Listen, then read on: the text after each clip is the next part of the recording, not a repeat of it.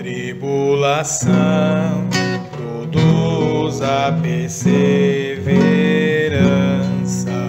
A perseverança produz a virtude comprovada.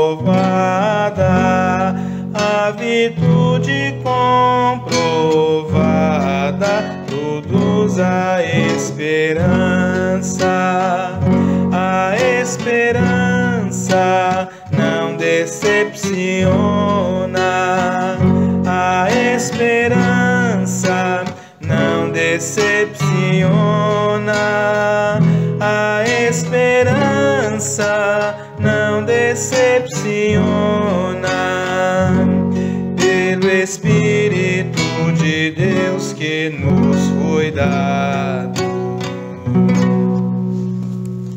Irmãos e irmãs, paz e bem, iniciemos nossa reflexão em nome do Pai, do Filho e do Espírito Santo. Amém. Estamos no terceiro dia da nossa reflexão em preparação ao mês da Bíblia, que este ano traz como proposta a Carta de São Paulo aos Romanos, com o tema A Esperança Não Decepciona.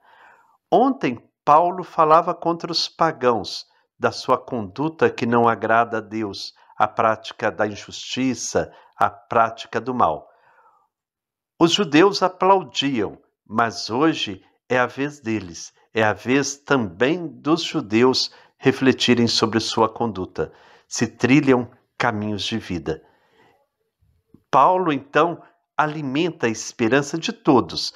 Ele diz que haverá glória, honra e paz para todo aquele que pratica o bem, tanto os judeus como gregos. Se praticarmos o bem, haverá vida para todos e vida em abundância. Iniciemos então fazendo a nossa oração.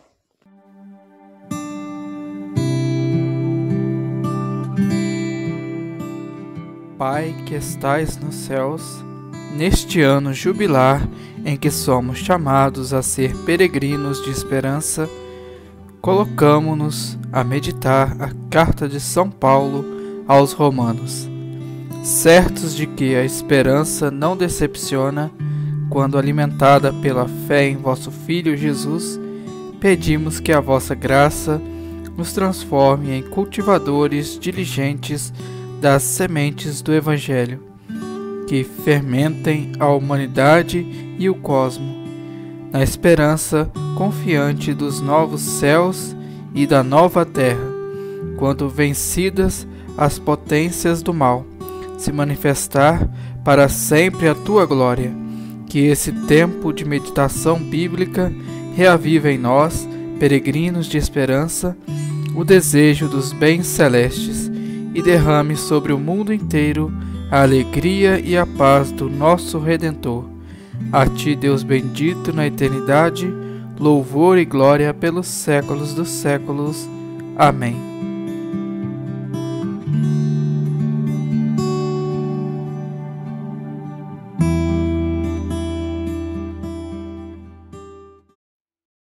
Hoje, o texto bíblico que vamos ouvir e refletir está no capítulo 2, versículos 1 a 11. Quem irá ler para nós será o Antônio Tadeu de Andrade, de Poços de Caldas, em Minas Gerais. Vamos ouvir então com bastante atenção. Cada um será julgado segundo suas obras.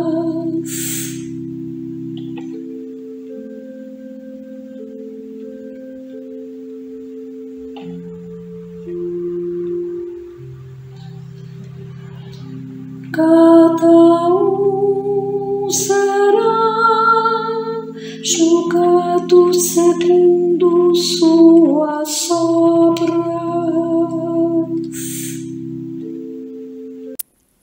Carta aos Romanos. Homem, você julga os outros? Seja quem for, você não tem desculpa. Pois se julga os outros e faz o mesmo que eles fazem, você está condenando a si próprio. Sabemos, porém, que Deus é justo quando condena os que praticam tais coisas.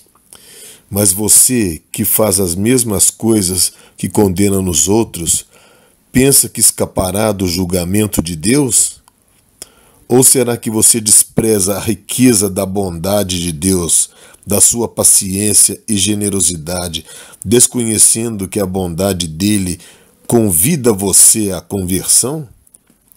Pela teimosia e dureza de coração, você está amontoando ira contra si mesmo para o dia da ira, quando o justo julgamento de Deus vai se revelar, retribuindo a cada um conforme as suas próprias ações.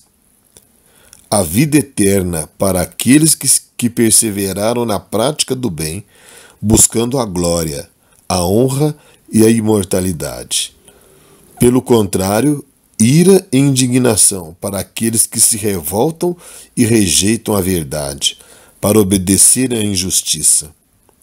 Haverá tribulação e angústia para todo aquele que pratica o mal.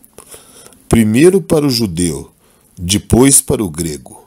Mas haverá glória, honra e paz para todo aquele que pratica o bem. Primeiro para o judeu, depois para o grego, pois Deus não faz distinção de pessoas. Os judeus cristãos das igrejas domésticas romanas provavelmente aplaudiriam o que Paulo disse a respeito dos pagãos, pois viviam numa sociedade desigual e terrivelmente injusta. Todavia, Paulo não fez ainda os judeus comparecerem diante do tribunal de Deus, porque reserva para eles uma triste surpresa. São tão culpados, ou até mais, do que os pagãos. É por isso que são convocados a se apresentar agora diante do Deus juiz. A acusação que a carta faz contra os judeus é mais extensa do que a dos pagãos. E para mostrar a responsabilidade de Israel, às vezes o texto põe frente a frente judeus e pagãos. O povo de Deus tem a pretensão de ser superior aos outros, e por isso julga com desprezo e condena. Justamente aí reside a acusação da carta. O povo de Deus condena os outros, mas pratica as mesmas coisas que apontam como erradas nos pagãos. O texto inicia logo com a acusação central, julgar os pagãos, e com a mesma sentença proferida contra os pagãos. Os homens não têm desculpa. Você não tem desculpa. Homem, você julga os outros? Seja quem for, você não tem desculpa. Pois se julga os outros e faz o mesmo que eles fazem, você está condenando a si próprio. Será que Deus vai ser tolerante com Israel e implacável contra os pagãos? Não. O julgamento dele será igual para todos. Em outras palavras, ele não faz distinção de pessoas, não é arbitrário e dará cada um de acordo com o que fez. Israel, portanto, não tem força moral para julgar os não-judeus, apesar de ter recebido a revelação de Deus, as promessas, tantos outros sinais, um patrimônio de fé que poderia colocá-lo à frente ou acima dos pagãos. Pelo contrário, o julgamento de Israel será mais rigoroso, pois apesar de conhecer a riqueza da bondade de Deus, sua paciência e generosidade, não caminhou para onde essas realidades apontavam, ou seja, não se converteu. Pelo contrário, pela teimosia e dureza de coração, exasperou a ira de Deus. A sentença, portanto, já está traçada. É o que nós vimos nos versículos 9 e 10. Haverá tribulação e angústia para todo aquele que pratica o mal, primeiro para o judeu, depois para o grego.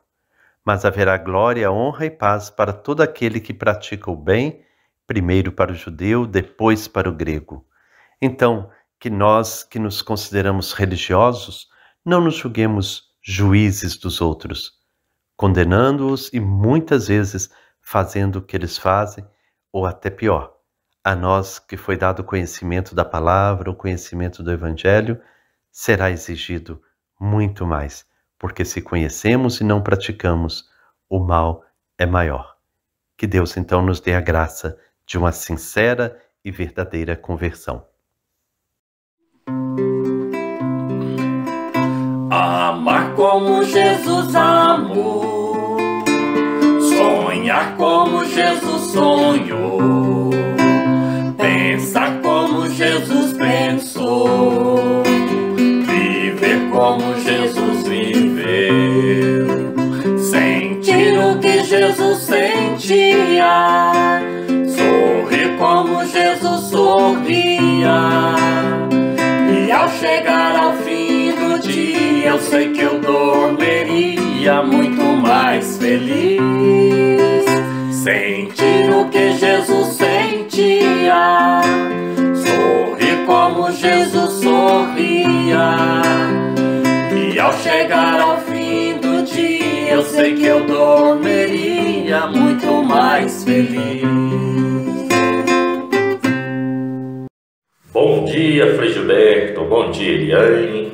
Bom dia, comunidade de fé. Você que reza com a gente no campo, na cidade. Paz e bem. E a gente vai aprendendo junto, fazendo de cada momento desse de reflexão uma escola para a gente continuar firme na caminhada de fé, na vida de comunidade. É isso que nós aprendemos com essa carta de Paulo.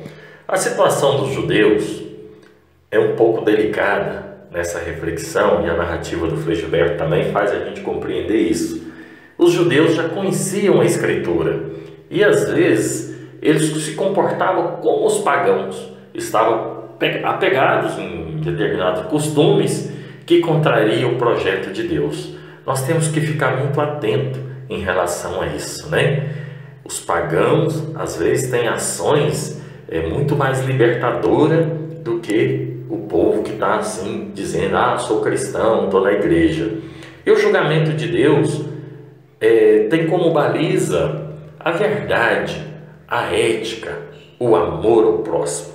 Por isso, meus irmãos e minhas irmãs, nós somos chamados a viver, cada dia intensamente esse amor de Deus. O amor de Deus tem que ser repercutido na vida de comunidade. Amar o próximo, amar o indiferente.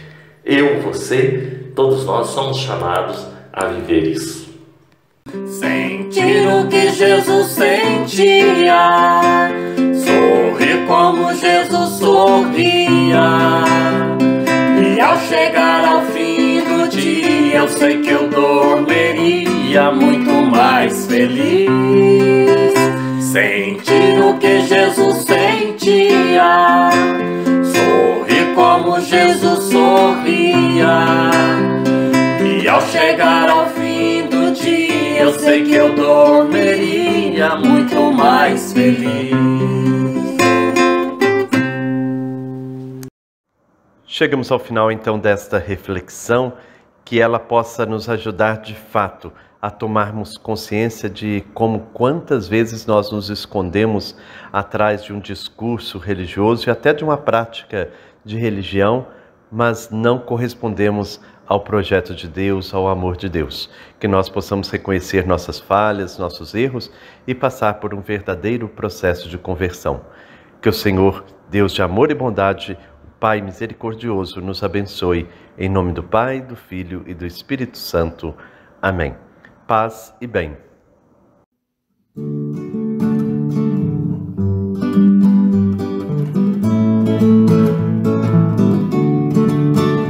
A Bíblia é a palavra de Deus, semeada no meio do povo, que cresceu, cresceu e nos transformou, ensinando-nos a viver um mundo novo.